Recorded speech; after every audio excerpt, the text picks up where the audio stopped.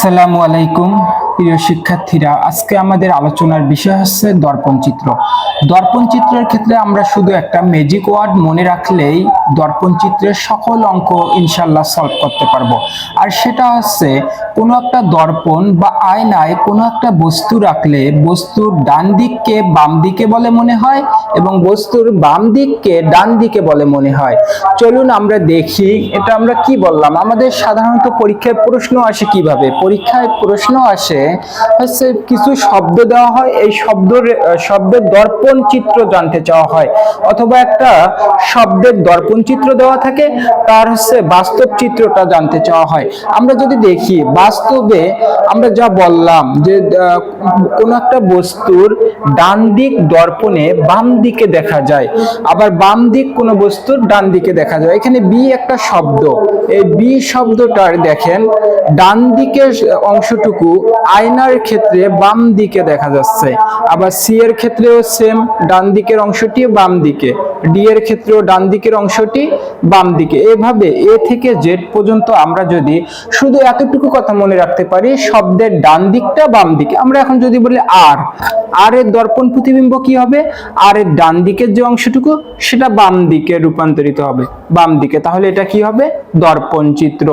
আবার যদি আমরা বলি যে এর বাম দিকে, তাহলে অংশটি কোন দিকে যাবে, ডান দিকে যাবে, ডান দিকে যাবে, তাহলে এটা হচ্ছে যে এর দর্পণ চিত্র। তবে কিছু শব্দ আছে যে শব্দগুলো দর্পণে রাখলেও এদের কোনো পার্শ্ব পরিবর্তন পরিলক্ষিত হয় না। এই শব্দগুলো হচ্ছে যেমন কে দর্পণে রাখলেও সেম থাকে। মোট 11টি শব্দ আছে। আমরা জানি ইংরেজিতে 26টি অক্ষর, এই 26টি অক্ষরের মধ্যে 11টি অক্ষর দর্পণে রাখলে অপরিবর্তিত অবস্থায় থাকে এবং বাকি 15টি অক্ষরের হয় ডান দিকের অংশ বাম দিকে অথবা বাম দিকের অংশ ডান দিকে পরিবর্তিত হয়। আমরা চলুন দেখি সেই 11টি অক্ষর। আমরা দেখলাম এখানে এ দর্পণেও সেম, আবার এইচ দেখেন দর্পণেও সেম, আই দর্পণেও সেম, তারপর ও দর্পণে সেম, এরপর হচ্ছে টি, তারপর ইউ, তারপর ভি, ডাব্লিউ, এক্স, ওয়াই। মোট কতটি শব্দ হয়, 1 2 3 4 5 6 7 8 9 10। আরো একটি শব্দ আছে এম।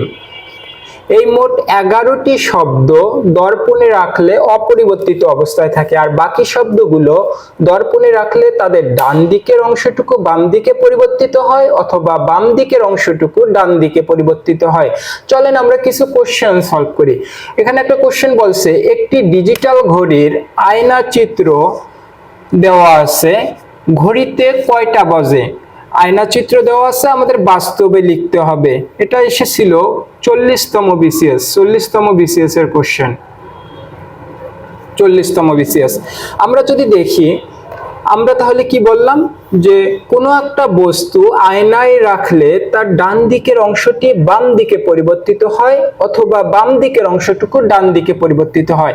তাহলে এখানে ডান দিকের অংশ কি, 12, তাহলে ডান দিকে লিখলাম 12, আর বাম দিকে অংশ কি 10, এটা ডান দিকে চলে গেল। তাহলে একটা ডিজিটাল ঘড়ির আয়না চিত্র যদি এটা হয়, তাহলে ঘড়িতে কয়টা বাজবে, ঘড়িতে বাজবে 12টা 10। এরপর বলছে রোজ, এই রোজ শব্দটার আয়নার প্রতিবিম্ব বা আয়না চিত্র কি হবে। আমরা যদি একটু দেখি রোজ শব্দটা, আমরা বলেছি কোনো একটা বস্তু আয়নায় রাখলে তার ডান দিকের অংশ বাম দিকে, বাম দিকের অংশ ডান দিকে। তাহলে আর এর তাহলে সবচেয়ে ডানে কি আছে, ই, তাহলে ইটা কোন দিকে আসবে, বাম দিকে আসবে এবং সেটার পার্শ্ব পরিবর্তন করবে। তারপর এস এর ডান দিকে আছে, বাম দিকে হবে। আমরা জানি ও কোনো পরিবর্তন হয় না। এবং আর এর ডান দিকের অংশ কোন দিকে যাবে, বাম দিকে যাবে।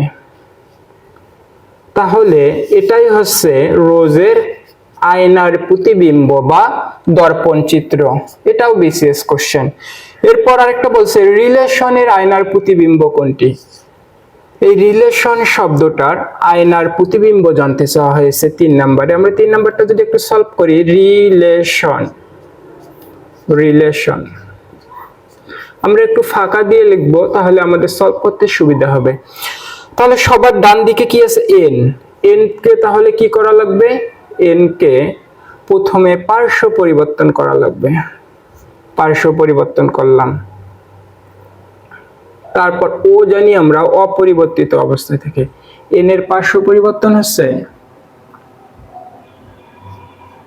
এন। তারপর ও এর পার্শ্ব ও জানি আমরা অপরিবর্তিত থাকে। তারপর কি? আই। আই অপরিবর্তিত। তারপর টি। টিও অপরিবর্তিত। তারপর এও অপরিবর্তিত থাকে। এল। এল এর ডান দিকে আছে, তাহলে এটা কি হবে? বাম দিকে হবে। ই ডান দিকে আছে, বাম দিকে হবে।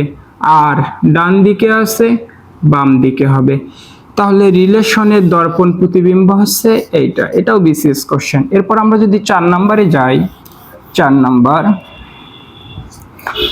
নম্বরে বলা হয়েছে আয়নায় প্রতিফলিত হলে নিচের কোন শব্দের কোনো পরিবর্তন হবে না।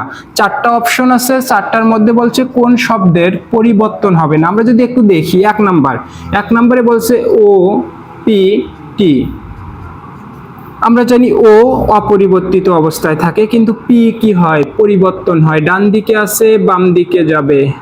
ও কোনো পরিবর্তন হয় না, তাহলে এটা পরিবর্তিত হয়ে গেছে। তার মানে 1 নাম্বার হবে না। কারণ বলছে কোনটার পরিবর্তন হবে না, নাটা কিন্তু আমাদের দেখতে হবে। আমাদের এই নাই চোখে পড়ে না পরীক্ষার হলে। এরপর আমরা যদি 2 নম্বরে যাই, বলা হয়েছে নুন।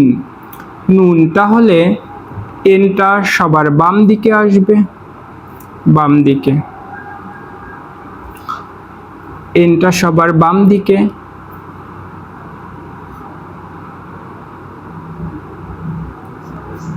তারপর ও অপরিবর্তিত অবস্থায়, ও অপরিবর্তিত অবস্থায়, তারপরে এন। তাহলে এটাও পরিবর্তন হয়ে যাচ্ছে, তার মানে এটাও হবে না।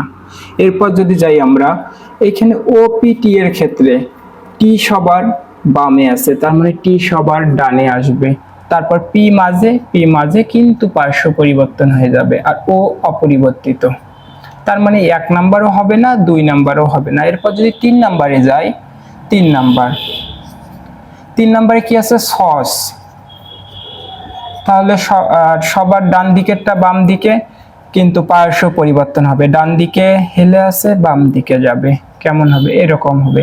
তারপর ও জানি অপরিবর্তিত থাকে। তারপর এস আবার পরিবর্তন, তার মানে এটাও পরিবর্তন হয়ে যাচ্ছে। এরপর আছে অটো। ও 4 নম্বরে আছে অটো। ও টি টি ও। সবার ডান দিকের শব্দটা বাম দিকে নিলাম। তারপরে টি, আমরা জানি ও টি এগুলো অপরিবর্তিত থাকে। তারপরে আবার টি নিলাম। তারপর ও। তাহলে দেখেন এটা অপরিবর্তিত অবস্থায় আছে, তার মানে কোনটার পরিবর্তন হবে না? ও টি টি ও। তাহলে দর্পণ চিত্রের ক্ষেত্রে আমাদের যেটা মাথায় রাখতে হবে সেটা হচ্ছে, যে কোনো একটা বস্তু দর্পণ বা আয়নায় রাখলে তার ডান দিকের অংশ বাম দিকে চলে যায় এবং বাম দিকের অংশ ডান দিকে চলে যায়। এই ম্যাজিক সেন্টেন্সটা মনে রাখলে ইনশাআল্লাহ আমরা দর্পণের সবগুলো প্রশ্ন সলভ করতে পারবো। পরবর্তী ক্লাসের আমন্ত্রণ জানিয়ে এখানেই শেষ করছি। আসসালামু আলাইকুম ওয়া রাহমাতুল্লাহ।